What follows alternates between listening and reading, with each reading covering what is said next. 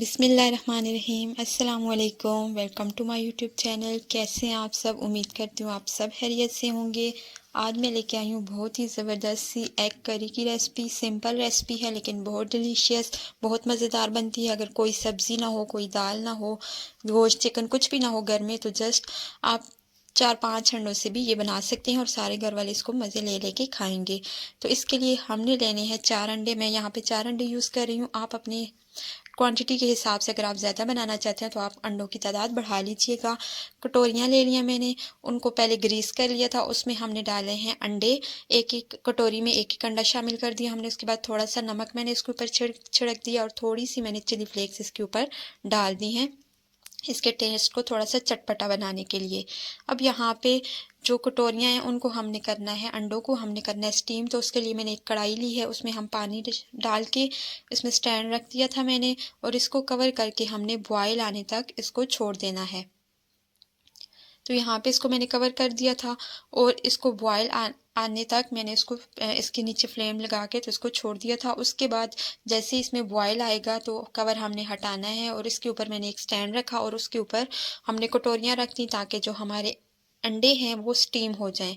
तो यहाँ पे मेरी जो कढ़ाई थी उसमें ये इसके ऊपर जो स्टैंड था इसमें सिर्फ 3 ही कटोरियाँ आ रही थी, तो यहाँ पे मैंने 3 ही रखी, एक को मैंने बाद में स्टीम कर लिया था। तो बेसिकली हम यहाँ पे एग जो हैं, अंडे जो हैं उनको करेंगे स्टीम। तीनों कटोरियाँ रखने के बाद इसको कवर कर देंगे और कवर करने के बाद 4 से 5 मिनट तक हमने इसको स्टीम पर छोड़ देना है। इसको चेक नहीं करना। 5 मिनट तकरीबन गुजरने के बाद जब ये अच्छे से पक जाएगा, ऊपर की सरफेस इसको इस तरह से सेट हो जाएगी, तो फिर हमने कवर हटाना है और पहले आपने इसको चेक कर लेना है, फिर आपने कटोरियों को बाहर निकालना है। वैसे इतने टाइम में ये हो जाती हैं, लेकिन इसकी जो येलोइश पार्ट है उसको आपने अच्छे से चेक कर लेना है कि वो सख्त है या नहीं, क्योंकि वो अंदर से अगर नरम हुआ तो फिर ये सारा अंडा जो है बीच में से ख़राब हो सकता है। तो यहाँ पे सारी कटोरियाँ मैंने निकाल ली थी।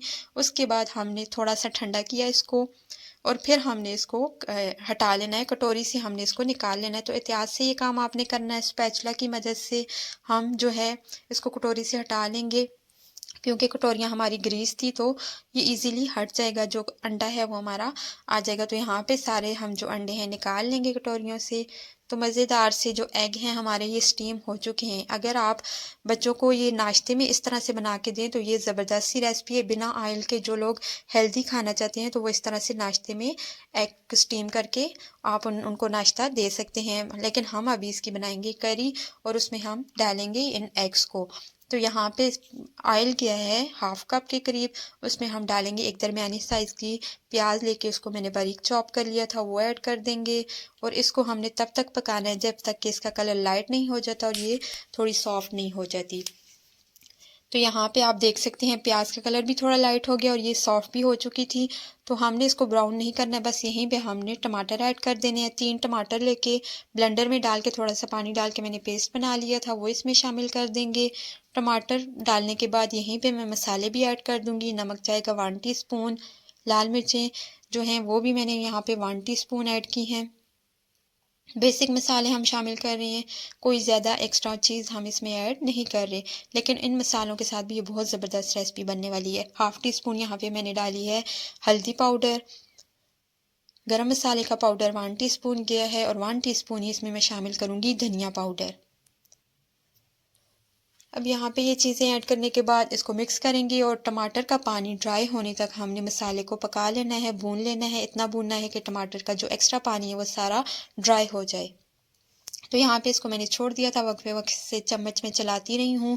तो यहाँ पे आप देख सकते हैं ऑयल ऊपर आ चुका है, पानी बिल्कुल ड्राई हो चुका है।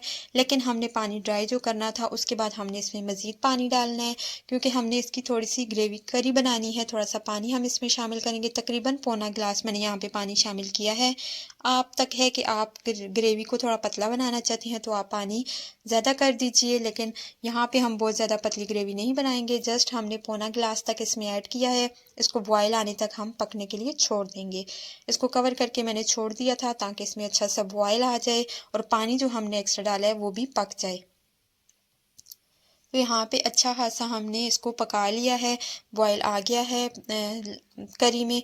अब हमने यहाँ पे इसमें शामिल कर देने हैं जो एग हमने स्टीम करके रखे हुए थे वो।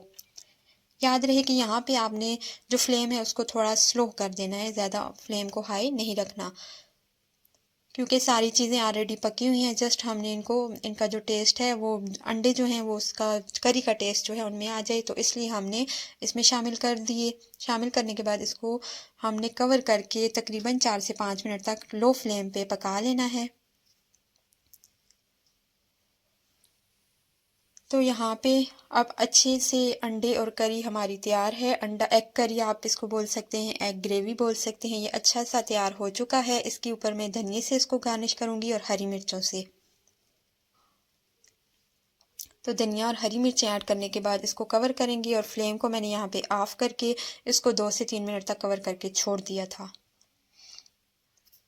अब इसकी फ़ाइनल लुक मैं आपको दिखाती हूँ। तकरीबन 2-3 मिनट के बाद यहाँ पे हमारी एग ग्रेवी या एग करी जो है वो रेडी हो चुकी है। मज़ेदार सी ये रेसिपी है, सिंपल है, इजी है, बहुत टेस्टी बनती है। आप ज़रूर इसको ट्राई कीजिएगा। इसको प्लेट में निकाल के मैं आपको दिखाती हूँ इसकी फ़ाइनल लुक कैसी आई है। तो रोज़ाना के क्या पकाने के झंझट से आप आज़ाद हो सकते हैं। आप जिस दिन कुछ भी ना हो मौजूद घर में सब्ज़ी वगैरह, गोश्त वगैरह, तो आप ये बनाइए। ये बना के बच्चों को, बड़ों को, सबको दीजिए। सबको बहुत ये रेसिपी पसंद आने वाली है। उम्मीद करती हूँ मेरी आज की ये रेसिपी आपको पसंद आई होगी। वीडियो पसंद आई हो तो लाइक और शेयर कर दीजिएगा, और अगर चैनल पर न्यू है तो मेरे चैनल को भी सब्सक्राइब कर दीजिए।